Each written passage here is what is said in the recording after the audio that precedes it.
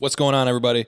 AJ here with the Venture Project here in Oshkosh, Wisconsin, coming to you from our event cafe. As you can see behind me, we've got the group here today. We're going to be talking a little bit about NFTs, but first I want to give you a little explanation about what the rundown is. So a couple times a month, we will feature different guests or local personalities where we can talk about upcoming news, events, or topics that you might be interested in the business community. Today's topic, we were featuring Levy, our new guest over here. And we're going to talk about NFTs, or to my new understanding, non-fungible tokens. Levy, welcome to the Rundown. Thanks for having me. Tell us what a non-fungible token is. So in its broadest sense, non-fungible token, if you break it down, non-fungible just means non-replaceable. So it's non-replaceable asset. And then the token side of things is like the blockchain side. So that's like the definition.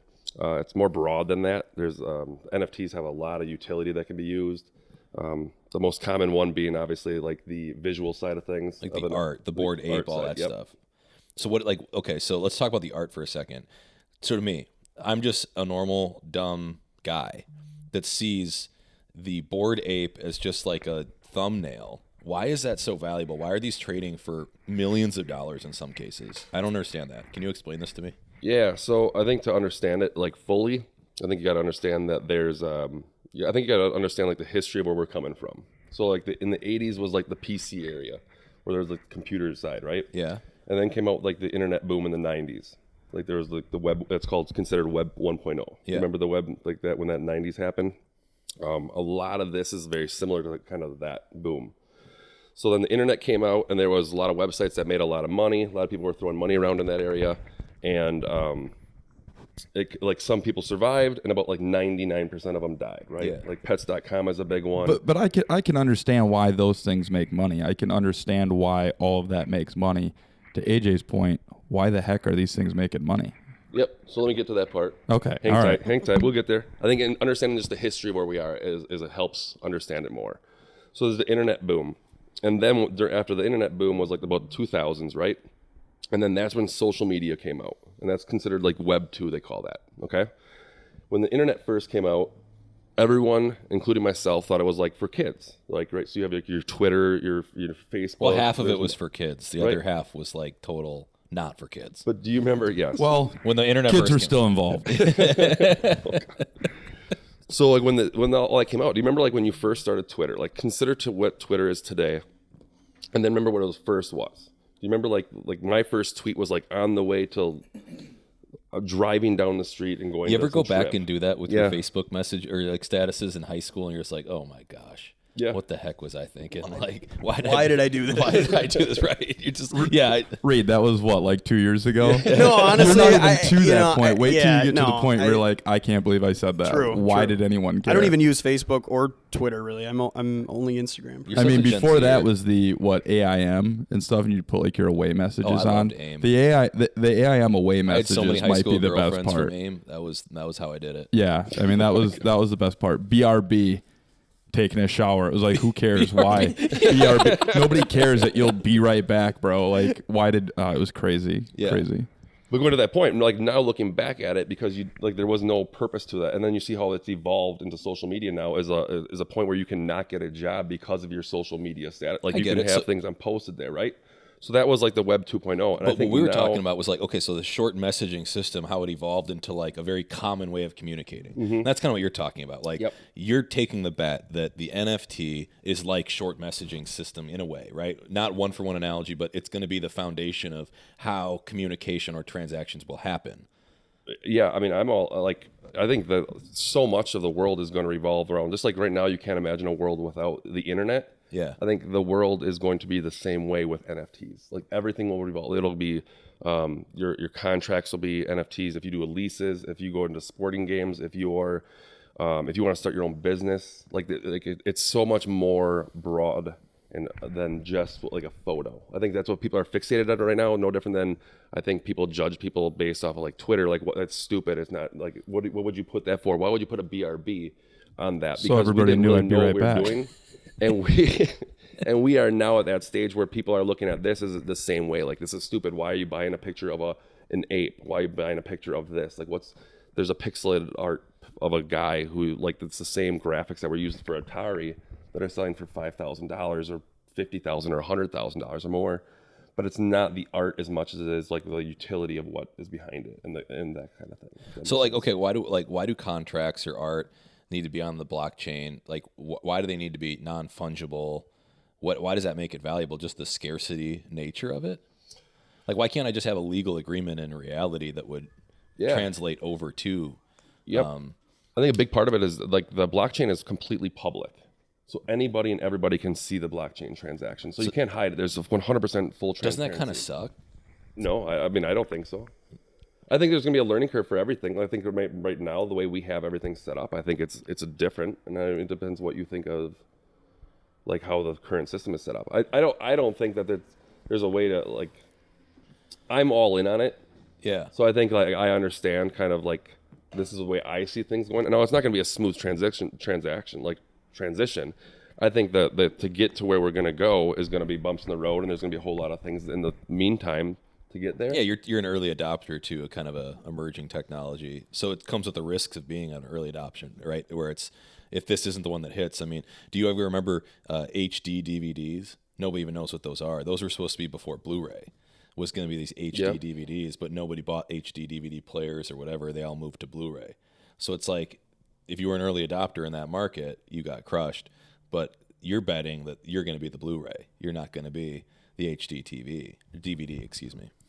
Yeah, in a sense. I mean, the way I look at it, like so many things are already evolving into that area. Like I'll use this as an example. Back before we got here, or before we started this, we're talking about like the beer business. What was the beer? There was a beer company or whatever it was.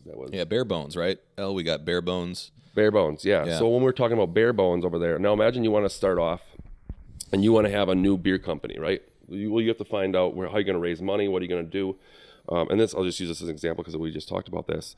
Well, you could sell NFTs. Let's say you sell 10,000 NFTs for $100 a piece, right? Mm-hmm. And you have rewards for those people. So, hey, look, you buy these NFTs, and then when we do these certain, whether you have get-togethers, whether you have celebrity meetings or whatever you end up doing later on, like there's rewards for those people that eventually bought into everything. And then the nice thing is like your royalties of that can go back to your community.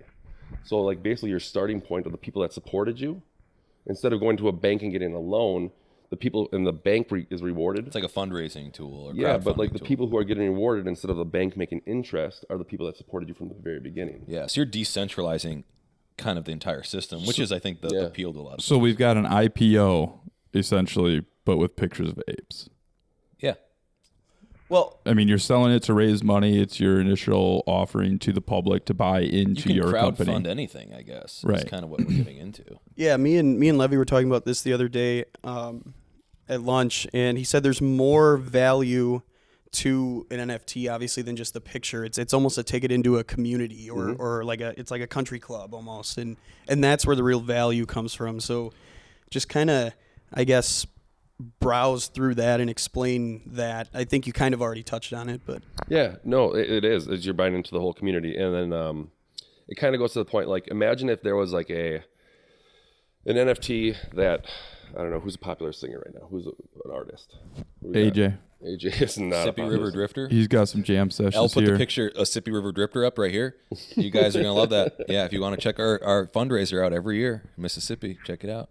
Shameless plug. Good plug. All right, so again, so imagine if there's an up and coming artist or there's a popular artist. So I'll use Justin Bieber, right, or any of those kind of anyone. And let's say he sold an NFT, and in the NFTs that he sold, these, let's say a whole bunch of them. I mean, he could have made it, and then in that you could win a one-on-one trip with him, or there's other rewards that you can have those kind of things done. So like your community of people that you can have in there, and the rewards you can give them that are centralized around that project are massive. So that makes sense to me. If Justin Bieber wanted to sell an NFT, and like how we're using Justin Bieber as the example. But that's my point, is that if he can sell anything, as long as he's backing it, it's going to be valuable. Why does it need to be an NFT? Right. It can be anything. So what makes it different for the general public to sell an NFT? Because if I go out and sell an NFT, it's like, you guys can meet with me one-on-one. I'm going to select one winner out of this. And nobody's going to care. No. You know, so where's the general public have to do, with that kind of thing? Totally get it with Justin Bieber or any other celebrity. Yep. But as far as the public goes, what kind of things are we looking at? I got the Bieber fever. No, so if, like your general public's you're not gonna have an NFT project, right? You're probably not gonna start an NFT project. That's not what, like, unless you want to start one and you have a niche, or you want to start a business, or you want to go that route. Where the general public will start seeing it more so is in your day-to-day life, like when you make transactions, like the ledger. Like right now, you have your credit card, right? You use your credit card and all that kind of stuff. Well, that's kind of where crypto can get involved, and you won't need credit card companies anymore. Yeah. And you will have that kind of taken out, and it's all on the ledger. Like that's on the blockchain, and all, like that's like, let's say you use Bitcoin to make your purchases, or you can make Ethereum to make your purchases. It'd be easier to audit and see. So like you guys mentioned before, this will all be all public knowledge. Every transaction that's made in this will all be public knowledge. Isn't that kind of, and I guess I'm not a expert on Bitcoin, but isn't that the exact opposite of what they were trying to do? That's what I would want the opposite, right? Right. Isn't this supposed to be like Bitcoin is supposed to be, more discreet, more secretive, what I'm doing with my transactions versus, or maybe not secretive, but like private to, auditors or banks or, things like that. So that way you're not going through a bank to have this tracked. Well, I think it's more of so you can leave the banks out of your currency. So Yeah. the currency would still be auditable through a public forum, but you wouldn't have to use a bank. You wouldn't have to use a fiat currency. You could just have transactions in value between people, like kind of what a currency is really supposed to be. I think that's the benefit, right? Yeah. Bitcoin wasn't created to hide anything. That's not. I mean, I think in the early adoption of Bitcoin, let's be honest, Bitcoin was created so people could trade drugs on the internet. That's what I thought. well, is that this stuff was all The created Silk to Road, be yeah. to be all your transactions are hidden and you can do this stuff. I'm not going to launder money through a bank, but It now was originally through scrambled through private IP servers, is my understanding, on the dark web, and that's where people would be able. You could buy anything on Silk Road. You could buy hits on people. You could buy like drugs, anything. It was like an Amazon for like illegal. Yeah, that's like the activities. population that first started to use Bitcoin. That wasn't the objective of the creation. Like that's not why they created it. That's just the first people who found out that there's like Wasn't the guy that created it the guy that had $3 billion in Bitcoin and caught at Starbucks or something in Washington, in Washington State? I thought he was. They don't know who created it. I thought that was the guy that he created Silk Road. Maybe I'm confusing the two, but he was he was a billionaire in Bitcoin, and he was caught at a public coffee shop. It's a wild story. You should check it out because the FBI for 4 or 5 years couldn't figure out what was going on with crypto, and it was just the most complicated story. It's actually fascinating. Yeah, I'll definitely have to check that out. It might explain a little bit too of what I'm thinking NFT wise, because to me the whole point was to not be that public with it. So if that's not the understanding, then I think it's actually the opposite. I think what they want to do is take the power out of like the banks and the credit cards and make it so it's more transparent, so you know where the money's going, and to reward the community. Well, if I want to buy something from you right now, I have to give you a cash transaction. But if we wanted to like trade something, you have hockey sticks or some crap, and I trade you a guitar or something, that's kind of like what crypto is. yeah, you definitely made out on that one. Yeah. Nobody wants a guitar. I was trying to think of something you were interested in and something I was interested in and see if there was an equivalent value there. And that's, I think, what crypto is trying to do, is it's trying to create that value without a government mediator. Yeah, I get the taking out that government, overseeing everything we're doing and, kind of making those rules that banks have, taking our money. 100% get that. But if it's me and maybe I'm the odd one out here, I don't want everybody seeing every transaction I make on, just day-to-day life. I would prefer, not to have that. I don't have anything to hide. I mean, you guys are welcome to look at it, but look at laundering money. We all know look at even politicians. They won't, when they're. It's your like bar tab we was want pretty you to wild for a release your Monday, taxes. Kyle. It was a Monday, man. That checks out. Well, I'm actually really interested to see. I think what makes sense is when you include the meta, which I envision, and you know a little bit more about this too because you do business in it, but I envision this as like almost a 3D internet where people will actually be able to kind of go into worlds and interact. And that makes a lot of sense of where NFTs would have value there, because you could encrypt parcels of real estate or authenticate parcels of real estate, which would make sense. And then that ownership would be authenticated through a blockchain. That stuff I kind of get. Is that like what you think of, or like how would you kind of describe where the meta is going to be and what that looks like? Yeah, the metas, I mean, well, they're hand in hand. I mean, it goes a little bit different than the NFT side of things, like from what we just were talking about in the sense of like the real world application of what NFTs are, and then the metaverse side of what the NFTs are, right? Yeah. I mean, the metaverse already exists. I mean, one of my really good friends, they already just bought an Oculus. They do their business meetings now with an Oculus. And I mean, it's already transitioning to that part. I don't think we're too far away from having it where that's a very common space. Like I could see it in the not so distant future where you actually have like a metaverse room or area. They already have the technology through everything to actually combine the metaverse and the real world. Like where you can be in the metaverse and wearing an Apple Watch, I'll say, and you can get a phone call from the real world and you can pull that photo up and it'll come up as, and you can talk to that person while you're in the metaverse and they're in the real world, and you can actually have a real conversation. This is like that movie, you're going to have to put a clip of this up, that Bruce Willis movie that was terrible called Surrogates, where everybody was like plugged into this simulated reality, and it was a safety thing because you didn't have to go out into the real world. And then, like, Bruce Willis obviously, like, busted out of it or whatever happened. But that's almost like how I envision the meta, like kind of like the Matrix. You're, like, plugging into a world. Yeah, it's different. It's I mean, it's one of those things where, like, right now today we don't have, like, the general population doesn't understand it, myself included. I'm still learning about that. But, like, how engulfed we can actually get and where the direction we're going with the whole combination of the technology of everything. Where's the opportunity now? Like, where can people... If they like, where do you think if you had a spare $100K sitting around to invest into something you think would be a win or a good speculative upside growth, like what would you use it for? How would you do it?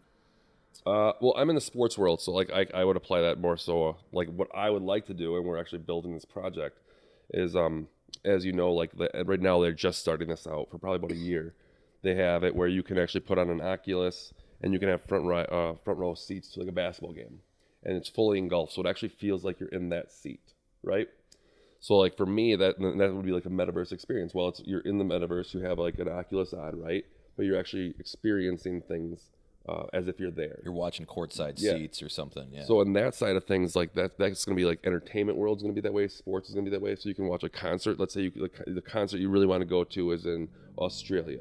And you can infinite people could go into the venue or whatever. So, or let's say right now, like you stream like a UFC fight, right? And you watch it with your buddies. Well, how sweet would it be if you actually could be like ringside to that fight by just having I'm using an Oculus as an example. But a 3D virtual reality thing. But it feels no different than you and I being here right now. Yeah.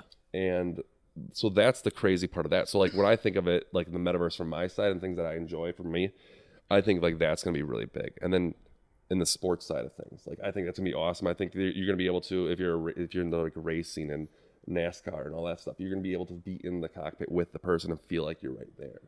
Like there's just a lot of things where it's like you're going to be able to live that reality. Or in the education standpoint, like you can actually relive these wars, or when you're learning about history, when you're learning about all this stuff, like you can actually recreate those things. So instead of reading it from a book, you can actually experience it firsthand. It's like classroom things like that. Like instead of taking a field trip to Gettysburg, you could just put your kids in an Oculus and they could go walk through, and while the war's going on around them. Yeah, and they could see, and the teacher can talk about what's going on. You can press pause, and I think there's a really optimistic side of it. I guess where I worry is just like anything else. Like there's the downside of it. This could get like dark really fast. I mean. It's just an uncontrolled virtual world that's just open. Yeah, I mean, everything in history has been proven that it can be hacked. I can't imagine it. I mean, this will be any different, that now we're in this world and you've got people who are trying to hack into it and show up in your... that showed up in the online world. Now what if you get like squatters in your parcel in the right now I can't get this guy out, he just lives here now. Guy out of my building. He's just a little avatar, and it's always Reed. Come on, Reed. Well, the other thing that I worry about a little bit too is so like the internet in a lot of ways it's censored, but it's not censored. I mean, it's really just it's just connection of electric servers all around. So certain people have firewalls and whatever, so you can see a certain amount of it, but then the dark web's completely uncensored. Mm-hmm. But like the meta is going to be run in a lot of ways by companies. So you wonder what are the rules going to be like within that space? the rules are going to be dictated by some company. Interesting that you think it's going to be done by company. That's kind of like Facebook right now. So Like Facebook, they have one, right? They have theirs. Yep. So like right now, the big push is in this world is that they don't want it. They want it to be decentralized. So they want, like, if you have Decentraland as an example, like the internet is today. Yeah. yeah, no, but there's actually like a metaverse land called Decentraland, and there's Sandbox. So those would be like the most popular ones right now, Okay. where you can buy it. But those don't talk to each other necessarily, right? Not yet. Yeah. No, they eventually they will be some combination. I think that they will end up coming up with a situation where they can, talk to each other. But those are not run by a company. Those are completely decentralized. And then you have Meta right now that is creating their own, and they want to be the business that runs it, which kind of goes like counter against everything, right? Because the whole purpose, in my mind, I mean, not everyone agrees with this, is to to take the power away from the companies and then back into the people. I wonder And if the you're nice thing go is- into real Facebook jail in the meta when, like, you post something controversial and you get kicked off of shadow banned or whatever. You use your avatar, go in a little prison or something in the meta. Can't get them out. You can't get them out for a couple months until it's like, stop posting that. Yeah, Levy, tell us a little bit about your NFT project. I don't know how in depth you want to go, but I know that we're getting close to your minting date, correct? Yeah, it's coming up. We don't have an exact minting date yet, but it's called Ball Hype Club, and our first project is actually it's a pretty cool one. So again, we go to like utility versus the actual the art, right? So for ours, we're calling them Ball and Apes, and what they are is they're same thing. Ape is a really hot thing right now. Like a lot of projects using the apes. We're sticking to that, and then we're minting 10,000 of them. And our project is a pretty cool one. So we're integrating video game play with the art. So actually, each one of yours, so everyone gets 10,000. There's different 10,000 different looking Ball and Apes, and then those photos, which are just two-dimensional profile pictures, essentially that people put on their Twitter accounts and all that kind of stuff, or whatever however they want to do it, and those will be three-dimensional characters in a video game. And so they'll actually have an application. So then what you do with those is there will actually be people that take those and they'll have to create their own teams, because each one of those will have their own stats, just like a video game where they have like your shooting, defense, rebounding, all that kind of stuff. Yeah, it's like a My Player in 2K almost, right? Yep, Okay. just like that. And then what they'll do, NBA Live was way better, by the way. No, NBA absolutely Live, not. 2003 NBA Live might be the best game of all time. NBA Jam. Are we forgetting? That's a good NBA one too, Jam? though. Okay. Yeah. Okay. NBA Live 2005 was good too. I'd say 2003 and 2005. I think the last basketball video game I played was NBA Jam. So I don't really know. I have no 2 cents other than NBA Jam is the Well, best. that's okay. So that's interesting, Levy. So okay, what if someone wants to like authenticate something? Like what is even the process? Like what do you do? Is there at least a website you can point us to learn about it or to do it, or how does that work? There's not a direct website. There's not one. I mean, it's like one of those things. So it grows and If moves. I wanted so to, like, fast. let's Yeah. say some reason, like venture project, the logo, I want to authenticate to open up into a community of virtual venture projects in the meta or something like that as a vision. How would I even go about like authenticating an NFT like that? Yeah, I mean, actually making your own NFTs and stuff like that, it's a time-consuming process. I mean, it's a lot of coding in the background. I mean, to get onto the blockchain, to create the art for it as well. So when you create an NFT, you're going to have to have the art. You're gonna have to have someone who can put it on there, and someone who's gonna have to code it and put it on there so it's available, so someone can mint that NFT. It's called minting. Yep. When you purchase them, and then at the same time, you also have to have a community that would want that NFT. So you have to build all those things up. Dude, we should do that. So you should Let's have a venture project. I'd buy one. Dude, how sick would that be? Kyle, you could be the community manager and just live in it all day long. That sounds Isn't that what he miserable. does now? That's absolutely Isn't awful. that kind of what he does? No. Yeah, well, it's kind of what you do here, but like it would be in the meta, you know? Yeah, I'm out. Yeah, I was all in at first, but now I'm out. Reed, that'll be your job. That's a good job you for can be Reed. the front I'll desk pass. in the I'll meta world and just interact with people in there. I think that's a perfect job for him. Yeah, great finally, spot. You can finally come find him co-work with something to us. do. Come co-work with us.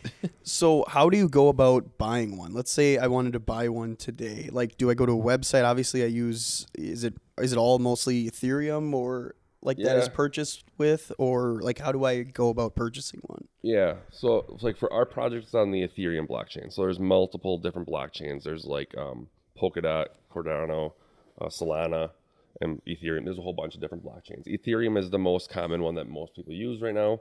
Not Dogecoin. Not Dogecoin. No, that's trash. Same with GameStop. But if you want to mint one, like if you want to mint one, usually go to the website of the company or the business or the community that's selling it. They have it, and then once you resell it over, like let's say you bought one or you bought 10 of them and you want to flip it, then you sell it. The most common one is like OpenSeas. So OpenSeas is like the most common thing that you do to resell. But yeah, go into the whole what you were saying earlier with the where were you going with that whole thing? Venture project thing? No. Well, yeah, if you want to create your own kind of thing. There's a lot of moving pieces for that part. I want to go back to that. Like you'd have to have a developer, an artist, and all that kind of thing. So I just want to make like We got 2 of those in the venture project right now. Who are those? We got the girl, she does development, Kylie. Yeah. There we we'll go. have her on the rundown one of these days. Then we got L, he's an artist. He's not doing a very good job with his writing right here. Yeah, maybe writing is a form of art. Who's Lay? Leyy. Levi. Who's this Levi guy? Well, anyway, thanks for jumping on today. Do you have anything like where people can get in touch with you or like support your business or whatever or anything like that? Yeah, I mean, if they want to go to our website that where our community's at, it's just ballhype.club is where you can find us at. Most of like NFT projects, when you want to get to know the community, they use Discord as the most common. So we're on the Discord quite often. We have a lot of moderators in there. We have a couple thousand community members that are in there, usually in the chat room. And if you want to ask any questions, and I'm in there from quite a bit as well. Cool. Right on. Well, that concludes this episode of the Weekly Rundown here at the Venture Project in the beautiful Event Cafe. Thanks, everybody.